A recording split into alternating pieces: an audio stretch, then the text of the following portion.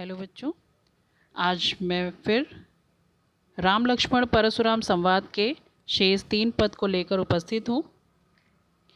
जैसा कि पहले के पदों में आपको मैंने बताया था कि प्रस्तुत पद लक्ष्मण परशुराम संवाद जो हुआ था सीता स्वयंवर में, उसका इसमें बहुत ही रोचक वर्णन है।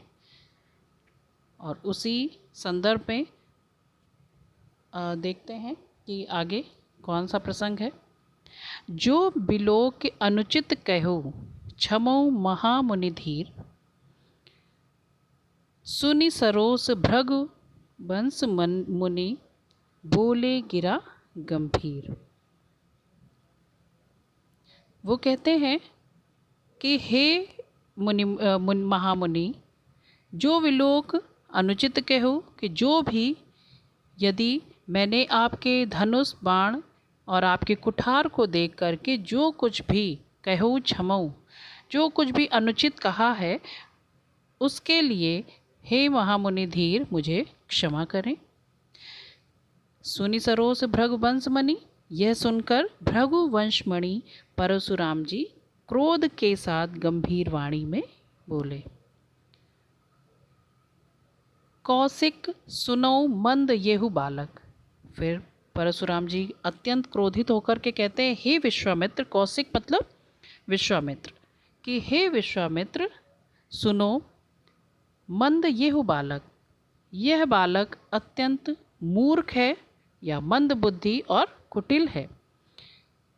काल बस निज कुल घालक, फिर कहते हैं ये काल के वश में होकर यह अपने ही कुल का घातक बन रहा है।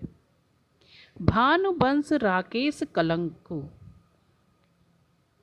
यह लक्ष्मण के लिए इंगित करते हुए कहते हैं परशुराम जी, यह सूर्यवंश रूपी पूर्ण चंद्र का कलंक है। भानुवंश राकेश कलंकु, भानुवंश मतलब सूर्यवंश में के राकेश कलंकु, सूर्यवंश रूपी चंद्रमा में एक कलंक के समान है।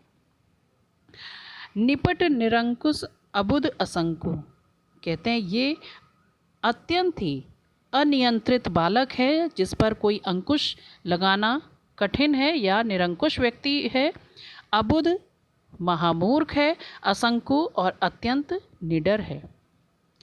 काल कवलु होई छन माही, फिर परशुराम जी अत्यंत क्रोधित मुद्रा में कहते हैं कि ये काल कवलु, काल का ग्रास, हुई है हो जाएगा, छन माही एक ही क्षण में यह काल का कौर बन जाएगा। कौन? लक्ष्मण जी के लिए परशुराम जी कहते हैं, कहो पुकार खोर मोहि नाही। परशुराम जी का कहना है कि मैं पुकार कर कहता हूँ, कहो पुकारी, मैं पुकार कर कहता हूँ कि फिर भी मैं दोषी नहीं हूँ।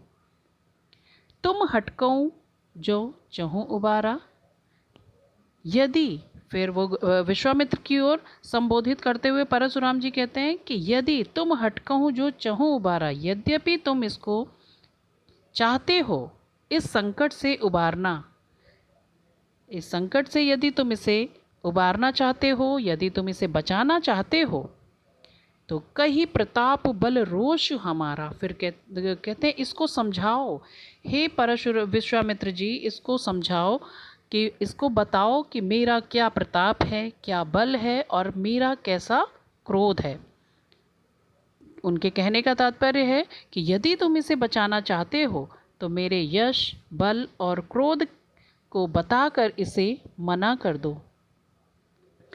और ये सारा प्रकरण, ये सारी बातचीत परशुराम जी की लक्ष्मण जी सुन करके कहते हैं, लखन कहु मुनि सुजस तुम्हारा। लक्ष्मण जी फिर बात के बीच में बोलते हैं और उनके ऊपर व्यंग करते हुए कहते हैं कि मुनि सुजस तुम्हारा, कहते हैं हे महामुनि, आपका सुयस अर्थात आप अपनी बारे में जो बखान कर रहे हो, अपने यश का गुणगान कर रहे हो, आपका सुयस और आपका गुणगान आपके रहते कोई और कैसे वर्णन कर सकता है। कि लखन केहू मुनि सुजस तुम्हारा, कि लक्ष्मण जी कहते हैं हे मुनि, आपके यश के बारे में, आपके के यश प्रसिद्धि के गुणगान के बारे में तुम ही अछत को बरने पारा, तुम्हारे अतिरिक्त कौन इसका वर्णन कर पाएगा। अपने मुँह तुम आपनी करनी, कहते हैं तुम तो अपने मुँह से ही, मुँह मियाँ मिट्ठू बन रहे हो, अपने ही मुँह से तुम अपनी करनी के बारे में बखान करते जा रहे हो।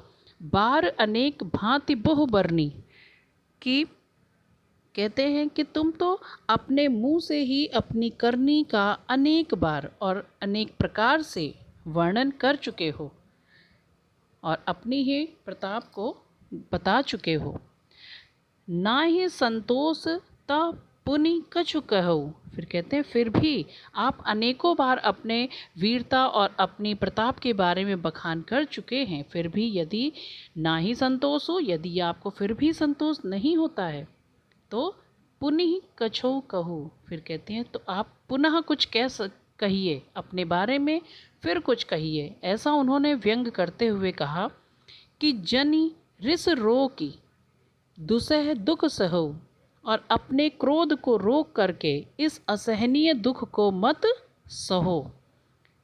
परशुराम जी के लिए लक्ष्मण जी कहते हैं कि अगर आप फिर भी अपने प्रताप के बारे में अनेकों बार आपने वर्णन किया, फिर भी यदि आपको संतोष नहीं हो रहा है तो आप अपने बारे में फिर कुछ कहिए और क्रोध को रोक कर दुसह दुख मत सहिए। वीर व्रती तुम धीर अछोभा, और परशुराम जी के लिए कहा जाता है आप वीरता का व्रत धारण करने वाले, अर्थात वीरव्रती वीरता का व्रत धारण करने वाले, धीर धैर्यवान, अछोभा क्षोभ रहित हैं, गारी देत न पाऊँ शोभा।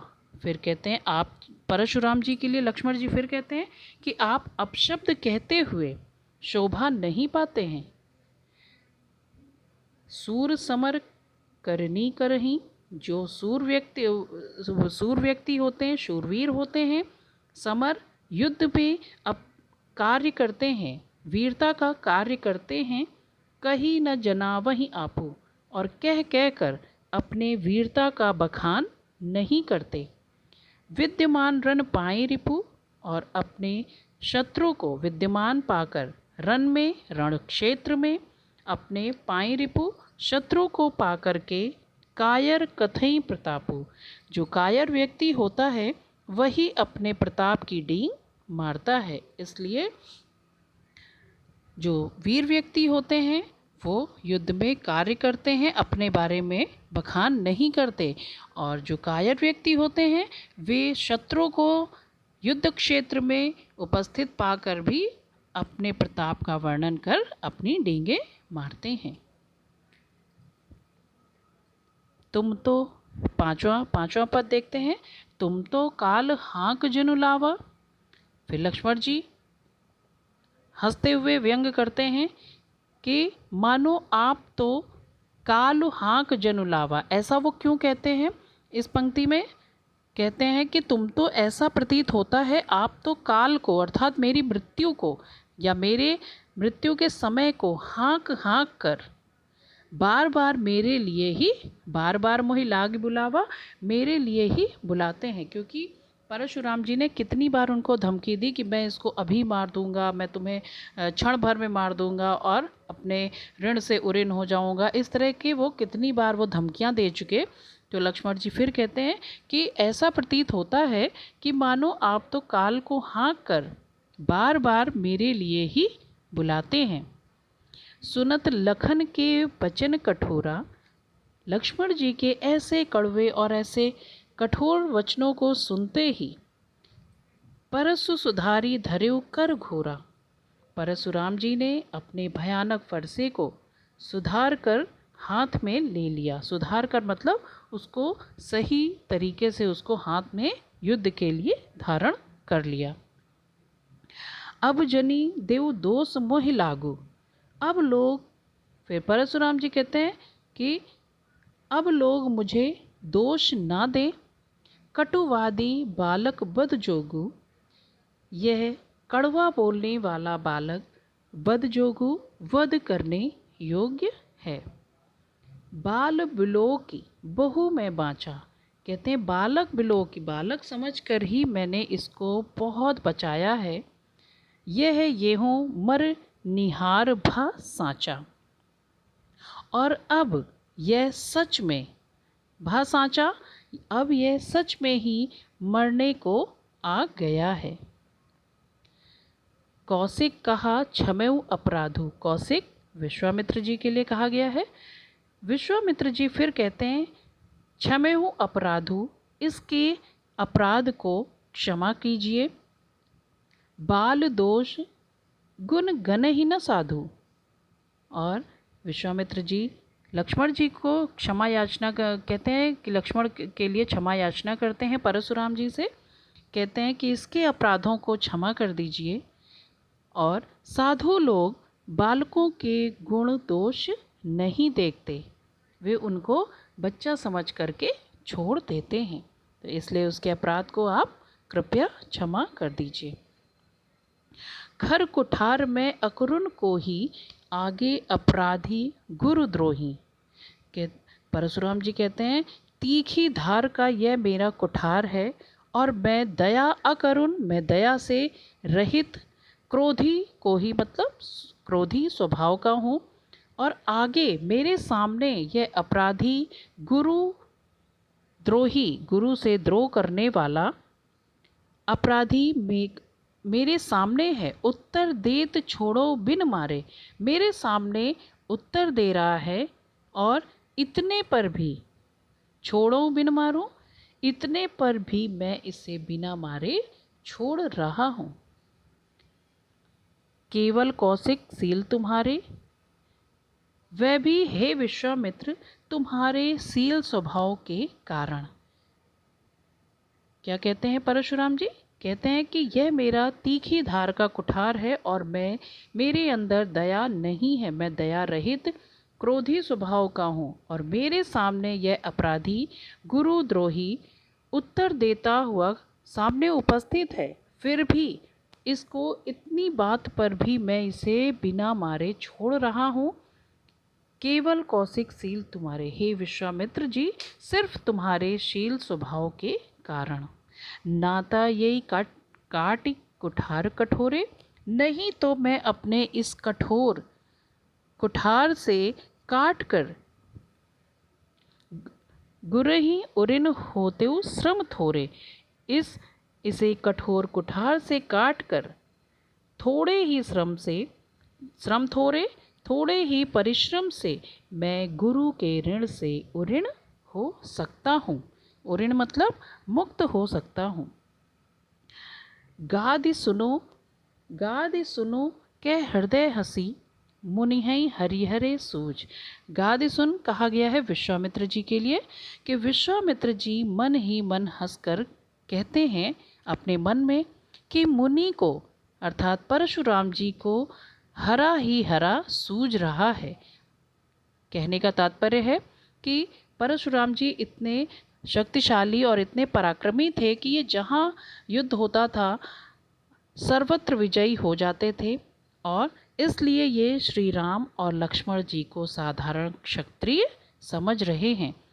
इसलिए गादि सुनो, विश्वामित्र जी मन ही मन हंस कर के कहते हैं ऐसा प्रतीत होता है कि ये श्री राम और लक्ष्मण को साधारण क्षत्रिय समझ रहे हैं, इसलिए वो कहते हैं कि मुनि को हरा हरा ही सूझ रहा है। ऐ मैं खांड न उख में, अजहु न बूझ अबूझ, कहते हैं और मुनि जानबूझकर अनजान बने हुए हैं, जो कि किसी खड्ग अर्थात लोहे की तलवार को एक ऊख की खांड समझ रहे हैं, अर्थात गन्ने के रस की खांड समझ रहे हैं। जो गन्ना होता है, कहते हैं कि ऐसी जो कि राम और लक्ष्मण तो लोहे की तलवार के समान है। ऐमै खांड न उख में, कि यह एक गन्ने की खांड नहीं है, बल्कि ये एक लोहे की तलवार के समान है। ये गन्ना नहीं है जो मुंह में लेते ही गल जाए, अर्थात मुनि अब जानकर अनजान बने हुए हैं, जो इन दोनों के प्रभाव को नहीं समझ रहे हैं। कहो, नेक्स्ट पद, कहो लखन मुनि सील तुम्हारा। लक्ष्मण जी कहते हैं कि कहो लखन मुनि सील तुम्हारा। लक्ष्मण जी ने कहा, हे मुनि, आपकी शीलता कौन नहीं जानता, अर्थात वह तो सारे संसार को ही विदित है। माता पिता उरिन भय नीके, गुरु ऋण रहा सोच बड़ जी के। लक्ष्मण जी ने फिर उनके ऊपर व्यंग किया कि आपकी शीलता के बारे में कौन नहीं जानता, को नहीं जान विदित संसारा, कि बल्कि संपूर्ण संसार ही आपकी शीलता के विषय में जानता है। माता पिता के ऋण से तो आप भली भांति उरिन हो चुके हो। माता पिता उरिन भय नीके, भली भांति आप माता पिता के ऋण से तो मुक्त हो चुके हो। गुरु ऋण रहा सोच बड़ जी के, और अब आपके हृदय में गुरु ऋण से उऋण होने की सोच पल रही है, अर्थात आपके मन में रह रहकर गुरु के जो ऋण है उससे भी आप भली भांति उऋण होना चाहते हो, और शायद यही मन में आपके बड़ा सोच है, और उस ऋण को चुकाने के लिए आप बार बार मन को भारी करते हो। सो जनु हमरे ही माथे काढ़ा। फिर कहते हैं ऐसा प्रतीत होता है, जनु शब्द का प्रयोग है तो उत्प्रेक्षा अलंकार, कि सो जनु हमरे ही माथे काढ़ा, दिन चली गए ब्याज बढ़ बाढ़ा। फिर कहते हैं और ऐसा लगता है कि वह ऋण चुकाने का माध्यम मानो मैं ही था, और बहुत दिन बीत जाने के कारण उसका ब्याज भी दिन पर दिन बहुत बढ़ गया होगा। सो जनु हमरे ही माथे काढ़ा, कि यानी कि वो ऐसा प्रतीत होता है कि वो ऋण अब मेरे ही माध्यम से उतारा जाएगा। दिन चली बड़े ब्याज बढ़ बाढ़ा, और जैसे जैसे दिन बीतते जा रहे हैं तो ऐसा कि वह ब्याज दिन प्रतिदिन बढ़ता जा रहा है। अब आनी व्यवहार ही बोली। कहते हैं कि ऐसा करो, किसी अच्छे व्यवहारी को, जो कि अच्छे से हिसाब किताब करना जानता हो, ऐसे व्यवहारी को बुलाओ। तुरंत देऊं मैं थैली खोली। और कहते हैं कि इसलिए ऐसे हिसाब किताब करने वाले को बुलाओ तो मैं तुरंत थैली खोलकर आपका वह ऋण ब्याज सहित उसे दे दूं। सुनि कटु वचन कुठार सुधारा। और ऐसे कठोर वचनों को सुन करके परशुराम जी ने फिर से अपनी कुठार को अर्थात फरसे को फिर से उन्हें मारने के लिए सुधारा, अर्थात भली भांति धारण किया हाथ पे, उस मुद्रा में ले आए कि बस अब तुरंत ही वो वार कर देंगे। हाय हाय सब सभा पुकारा। और वह सारी सभा हाय हाय करने लगी। भृगुबर परसों देखा बहु मोही। और भृगु वंश में श्रेष्ठ मुझे बार बार, लक्ष्मण जी फिर बोलते हैं कि हे भृगु श्रेष्ठ, परसों देखा बहु मोही, आप मुझे बार बार फरसा दिखा रहे हैं, पर विप्र विचारी बचो नृप दोही। पर हे राजाओं के शत्रु, मैं विप्र विचारी, मैं ब्राह्मण समझकर आपको आघात करने से बचा रहा हूँ। मिले न कबहू सुबट रन गाढ़े। कहते हैं कि ऐसा प्रतीत होता है कि आपको कभी सच्चे और कुशल योद्धा रण क्षेत्र में नहीं मिले। द्विज देवता घर ही के बाड़े। हे ब्राह्मण देवता, लगता है आप घर में ही बड़े हुए हैं। अनुचित कही सब लोग पुकारी। यह सुनकर अनुचित है, अनुचित है, यह कह सुनकर अनुचित कही सब लोग पुकारो। ऐसा सुनकर के अनुचित अनुचित कहकर सभी सभा के लोग जो थे, वो जो वहाँ पर उपस्थित थे, वे सब यह कहकर लोग पुकारने लगे कि ये तुम गलत बोल रहे हो। लक्ष्मण जी की ओर इशारा करके कहते हैं ये तुम गलत कह रहे हो, अनुचित है, अनुचित है। तब रघुपति स सय नहीं लखन निवारे। और जब ऐसी स्थिति उस सभा में उपस्थित हो गई, प्रकट हो गई, तब श्री राम जी ने संकेत से लक्ष्मण जी को रोक दिया। लखन उत्तर आहुति सरसी भृगुबर कोप कृसानु। लक्ष्मण जी का यह उत्तर आहुति सरसी, उस आहुति में भृगुबर कोप कृसानु, उस भृगु वंश के श्रेष्ठ अर्थात परशुराम जी की क्रोध रूपी अग्नि में आहुति के समान था। क्या? उनकी जो क्रोध रूपी परशुराम जी की अग्नि थी उसमें लक्ष्मण के उत्तर घी का काम कर रहे थे, अर्थात आहुति का काम कर रहे थे। और बढ़त देख जल सम वचन बोले रघुकुल भानु। और उनकी क्रोधाग्नि को बढ़ते हुए देख रघुकुल के सूर्य श्री राम जी जल के समान शीतल वचनों से बोले। और ये था आपका पूरा प्रकरण। और इस प्रकार श्री राम जी ने अपने जल के समान शीतल वचनों से उनकी क्रोध रूपी अग्नि को शांत किया और उनके क्रोध पर जल छिड़क दिया। तो ये थे पूरे पद की व्याख्या। नेक्स्ट वीडियो के लिए भी, प्रश्नोत्तर के वीडियो के लिए भी आगे देखते रहें। धन्यवाद।